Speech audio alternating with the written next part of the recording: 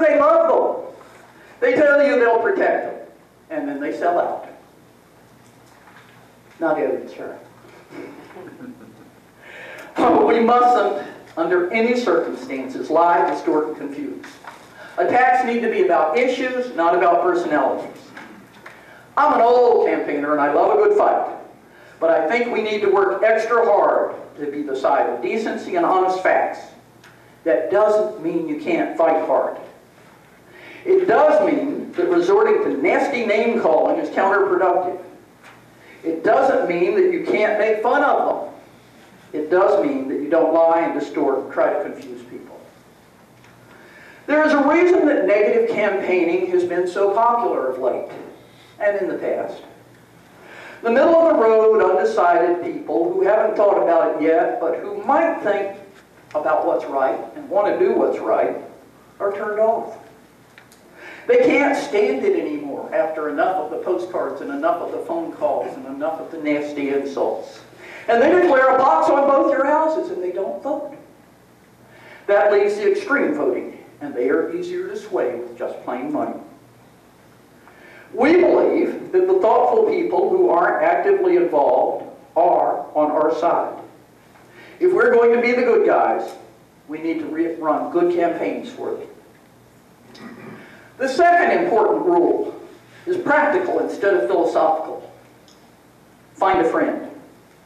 Saving the world by yourself is lonesome and sometimes depressing. Find someone you can plot with and work with and handle the ups and downs with. The third overarching principle is laugh. Take your issues seriously, not yourself. Americans are optimists. They don't like gloom and hopelessness. They will turn it off and go fishing. But they're also hopeful. Give them a chance to believe the good things that can happen if we keep Martin County a good place to live. If you campaign for your candidate with the wind in your sails and a happy confidence, you'll bring out the voters who want to do what's right. The other reason for laughing is to save your own sanity. This is a weird and brutal fight. It can get depressing. You can either laugh or cry. If you cry, your nose gets stopped up. So, be good, get a buddy, and laugh. How do you become an effective community organizer and fight to save Martin County?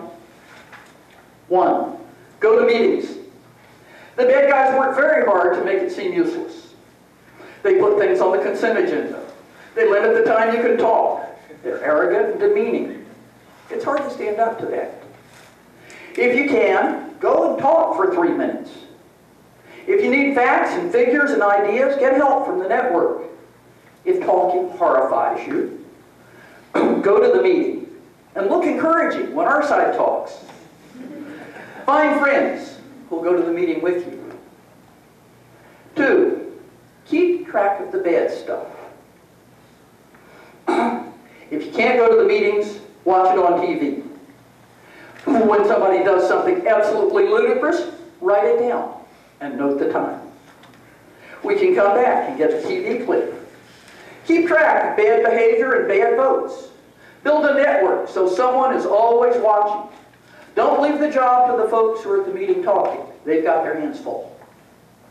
And there's the thought that the guys who've been voting chronically with the developers and insulting the public might actually think you were watching them, and they might behave better. 4, cover the county. Find someone who cares in every community.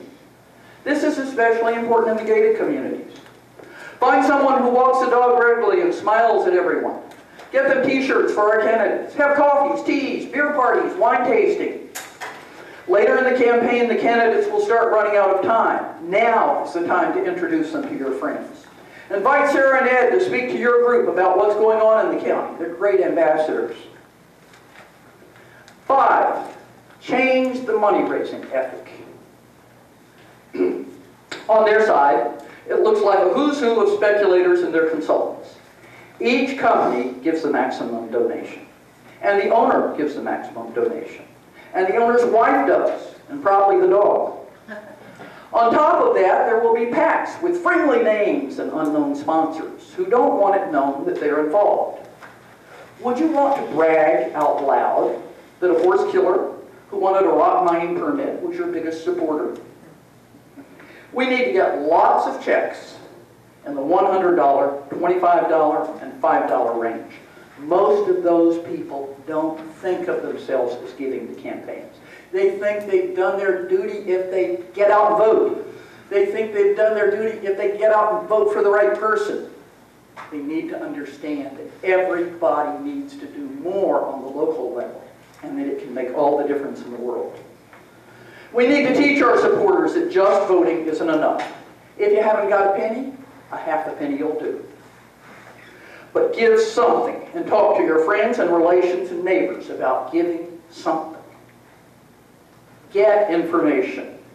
Real, live, factual information still beats the made-up stuff hands down. There are all sorts of fun things that need researching. The opponent's yearly financial disclosure forms, their contribution list, identification of PACs and corporations listed as donors, the donor's need for county approvals, county tax increases over time, number of comp plan changes voted for annually, and etc. It's work that needs to be done carefully and honestly and documented. Organized information.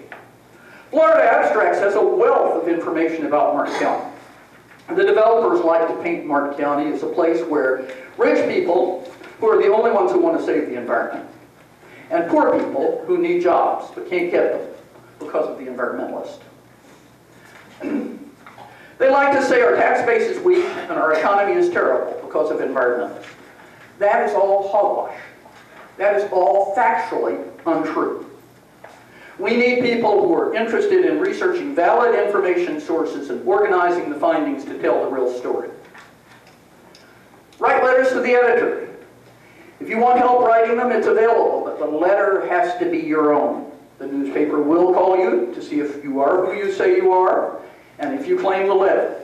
You can be aggressive, but don't be nasty. You can be educational, but don't be dull. A lighthearted letter gets read more often than a rant. Talk to people. Wear a candidate's t-shirt. Don't get in fist fights. But do be proud to tell the world where you stand on Martin County's future. Specialize. Encourage small groups of people to do what they do best in areas that they know best. Some people can write letters to the editor. Others are embarrassed to. Some folks will walk door to door. Others can't stand the thought. Some people are great at gathering facts. Others are better at organizing them. Some folks will go to meetings and speak. Others would rather drive a nail in their foot. And some people can watch county TV and take notes. Most of all, do something. You can make a difference. You and those who came before you made Martin County what it is. And you can keep it a good place to live. Thank you.